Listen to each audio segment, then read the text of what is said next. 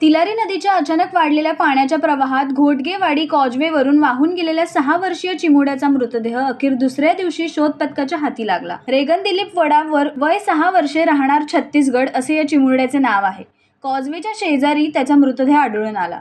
सोमवारी सायंकाळी तिलारी नदीच्या वेगवान प्रवाहात रेगन यांच्यासह 25 वर्षीय अनुरंजन किस्पोटा बिजापन्नी हे दोघे वाहून गेले होते। घटनेची माहिती मिळताच स्थानिक ग्रामस्थ आणि प्रशासनाने तातडीने शोध मोहीम सुरू केली। आज सकाळपासून रेस्क्यू टीमने शोधकार्य सुरू केले।